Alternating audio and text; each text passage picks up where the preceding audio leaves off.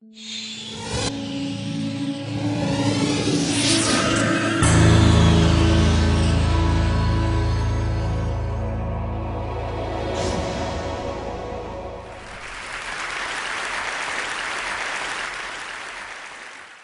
morning.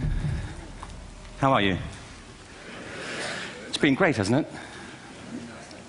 I've been blown away by the whole thing. In fact, I'm leaving.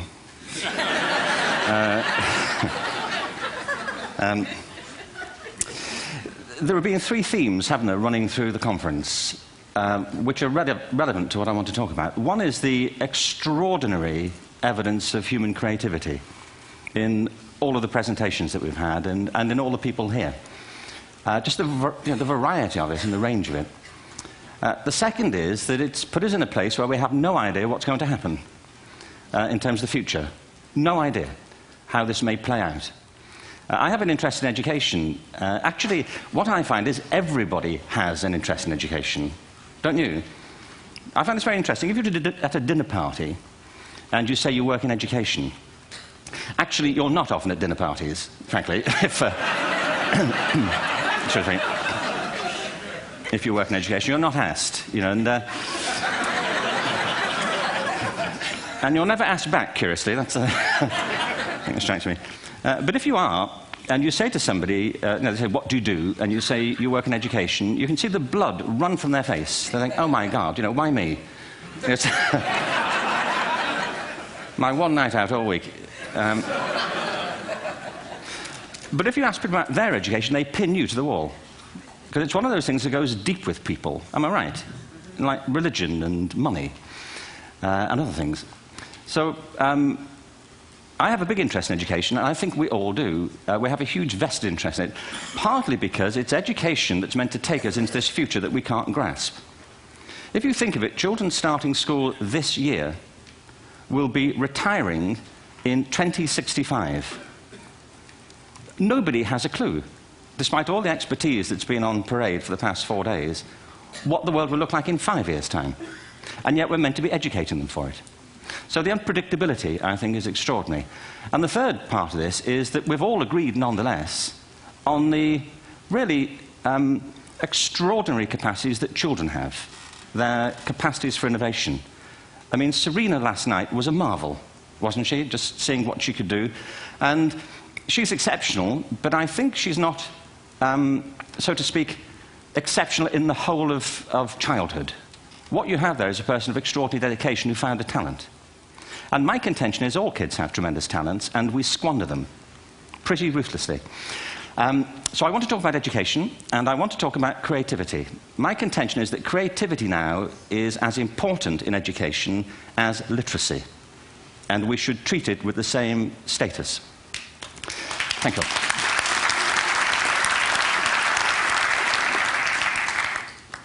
That was it, by the way. Thank you very much.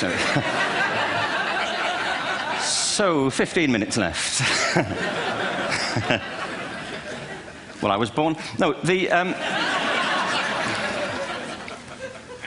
I had a great story recently, I love telling it, of a little girl who was in a drawing lesson. She was 6, and she was at the back drawing, and the teacher said this little girl hardly ever paid attention. And in this drawing lesson, she did. And the teacher was fascinated. She went over to her and she said, "What are you drawing?" And the girl said, "I'm drawing a picture of God." And the teacher said, "But nobody knows what God looks like." And the girl said, "They will in a minute."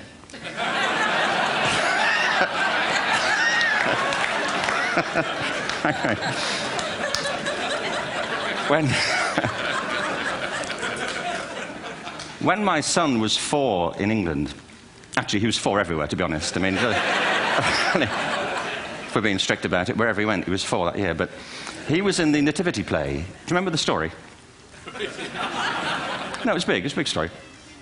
Mel Gibson did the sequel. You may have seen it. I don't know. It was Nativity 2. But James got the part of Joseph, which we were thrilled about. We consider this to be one of the lead parts. We had the place crammed full of agents and T-shirts, you know. James Robinson is Joseph. He didn't have to speak, but do you know the bit where the 3 kings come in?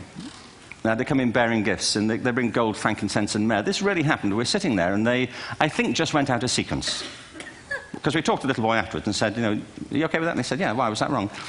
They just switched, I think that was it. Anyway, the three boys came in, little 4-year-olds with tea towels on their heads, and they put these boxes down. The first boy said, "I bring you gold." And the second boy said, "I bring you mare." And the third boy said, "Frank sent this."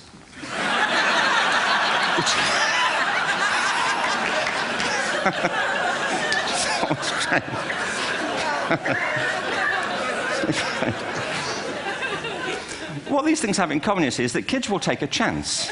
You know, if they don't know, they'll have a go. Am I right? They're not frightened of being wrong. Now, I don't mean to say that being wrong is the same thing as being creative. What we do know is, if you're not prepared to be wrong, you will never come up with anything original. If you're not prepared to be wrong. And by the time they get to be adults, most kids have lost that capacity. They have become frightened of being wrong. And we run our companies this, by the way. We stigmatize mistakes. And we're now running national education systems where mistakes are the worst thing you can make. And the result is that we are educating people out of their creative capacities. Picasso once said this. He said that all children are born artists.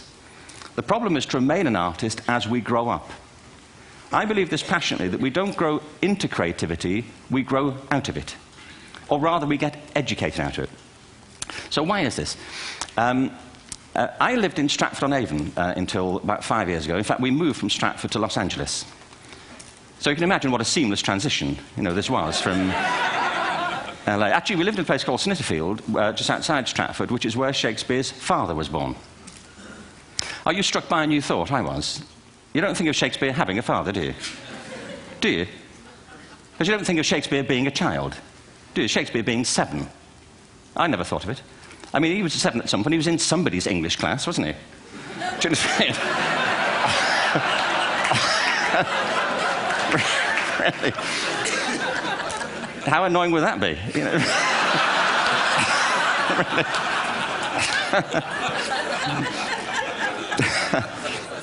Must try harder. Being sent to bed by his dad, to Shakespeare. Go to bed now, to William Shakespeare, and put the pencil down, and stop speaking like that.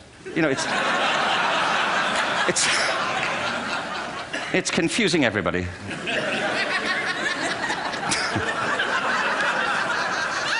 Anyway, we moved from Stratford to Los Angeles, and I just want to say a word about the transition. Actually, my son didn't want to come. I've got 2 kids. He's 21 now, and my daughter's 16. He didn't want to come to Los Angeles. He loved it, but he had a girlfriend in England. This was the love of his life, Sarah. He'd known her for a month. Mind you, they'd had their 4th anniversary, because it's a long time when you're 16. Anyway, he was really upset on the plane. He said, "I'll never find another girl like Sarah." And we were rather pleased about that, frankly, because she was...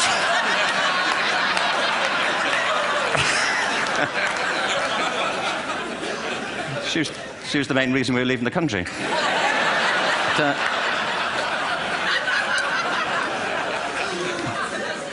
But something strikes you when you move to America and when you travel around the world. Every education system on Earth has the same hierarchy of subjects.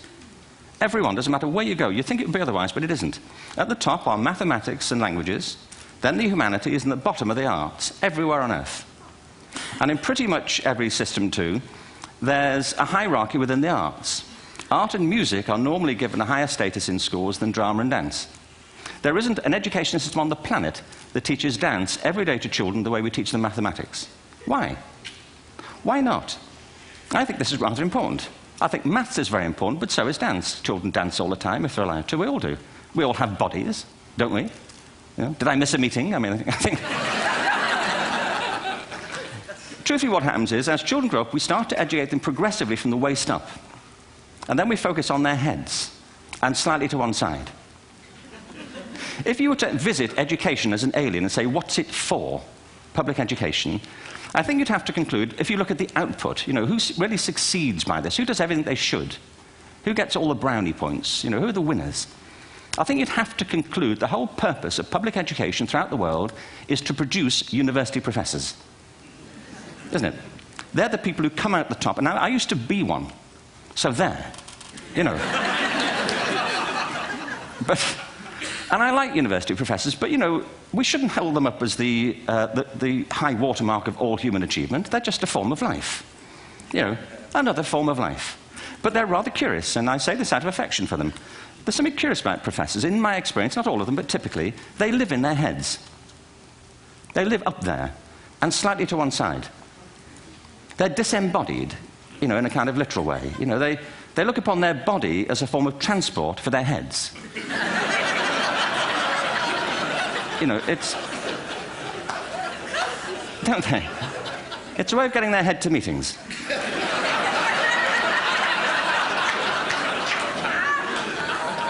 If you want real evidence of out-of-body experiences, by the way, get yourself along to a residential conference for senior academics and pop into the discotheque on the final night.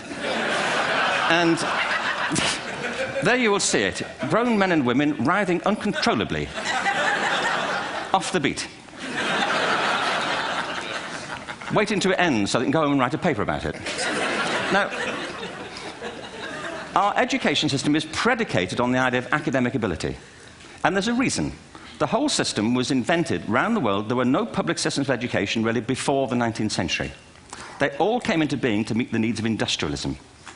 So the hierarchy is rooted on two ideas. Number one, that the most useful subjects for work are at the top. So you were probably steered benignly away from things at school when you were a kid, things you liked, on the grounds you would never get a job doing that. Is that right? Don't do music, you're not going to be a musician. Don't do art, you won't be an artist. Benign advice. Now, profoundly mistaken. The whole world is engulfed in a revolution. And the second is academic ability, which has really come to dominate our view of intelligence because the universities designed the system in their image. If you think of it, the whole system of public education around the world is a protracted process of university entrance. And the consequence is that many highly talented, brilliant, creative people think they're not, because the thing they were good at school wasn't valued or was actually stigmatized. And I think we can't afford to go on that way. In the next 30 years, according to UNESCO, more people worldwide will be graduating through education than since the beginning of history. More people. And it's the combination of all the things we've talked about, technology and its transformational effect on work, and demography and the huge explosion in population. Suddenly, degrees aren't worth anything. Isn't that true? When I was a student, if you had a degree, you had a job. If you didn't have a job, it's because you didn't want one. And I didn't want one, frankly, so... but now, kids with degrees are often heading home to carry on playing video games. Because you need an MA, where the previous job required a BA, and now you need a PhD for the other. It's a process of academic inflation, and it indicates the whole structure of education is shifting beneath our feet. We need to radically rethink our view of intelligence. We know three things about intelligence. One, it's diverse.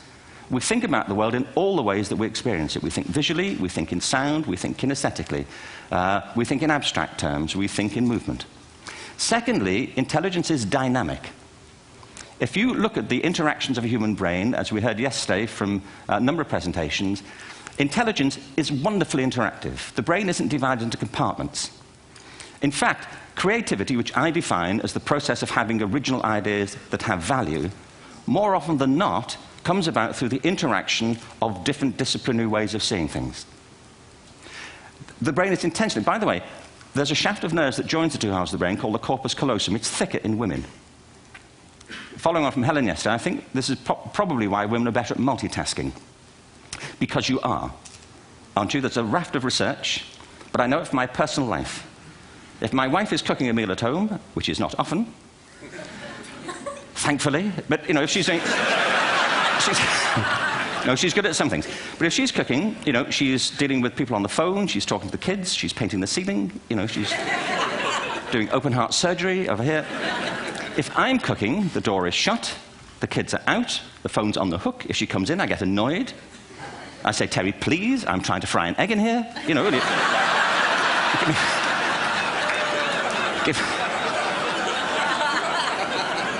Give me a break. Actually, there was, do you know that old philosophical thing? If a tree falls in a forest and nobody hears it, did it happen? Remember that old chestnut? I saw a great T-shirt, really, recently, which said, if a man speaks his mind in a forest and no woman hears him, is he still wrong?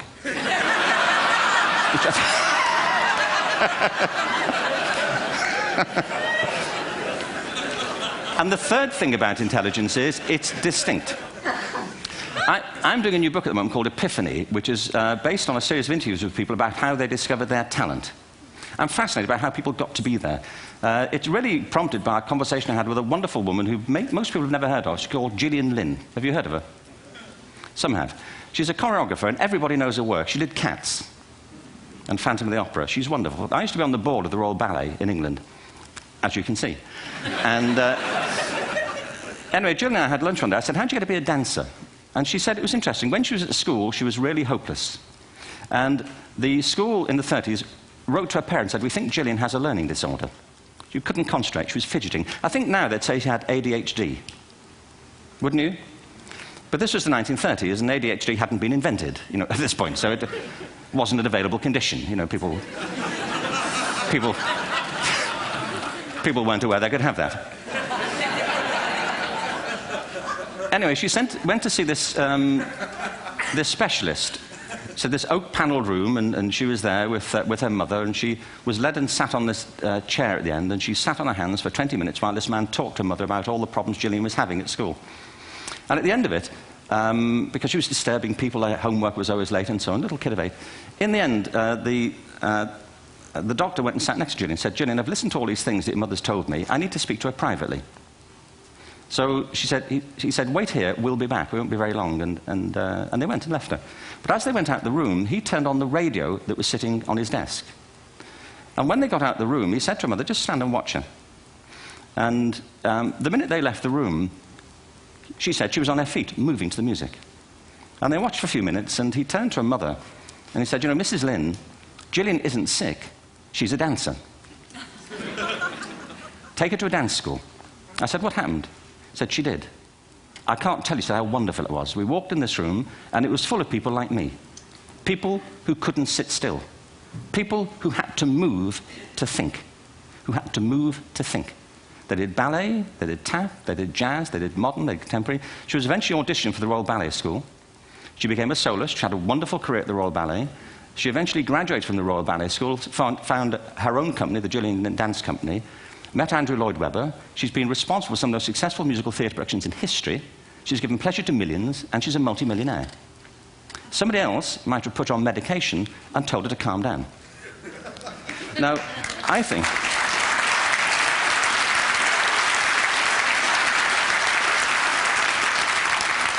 What I think it comes to is this. Al Gore spoke the other night about ecology and the revolution that was triggered by Rachel Carson. I believe our only hope for the future is to adopt a new conception of human ecology, one in which we start to reconstitute our conception of the richness of human capacity. Our education system has mined our minds in the way that we strip mined the earth for a particular commodity, and for the future, it won't serve us. We have to rethink the fundamental principles on which we're educating our children. There was a wonderful quote by Jonas Salk, who said, if all the insects were to disappear from the earth, within 50 years, all life on earth would end. If all human beings disappeared from the earth, within 50 years, all forms of life would flourish. And he's right. What TED celebrates is the gift of the human imagination. We have to be careful now that we use this gift wisely and that we avert some of the scenarios that we've talked about. And the only way we'll do it is by seeing our creative capacities for the richness they are and seeing our children for the hope that they are. And our task is to educate their whole being so they can face this future. By the way, we may not see this future, but they will. And our job is to help them make something of it. Thank you very much. Bravo. Here, here.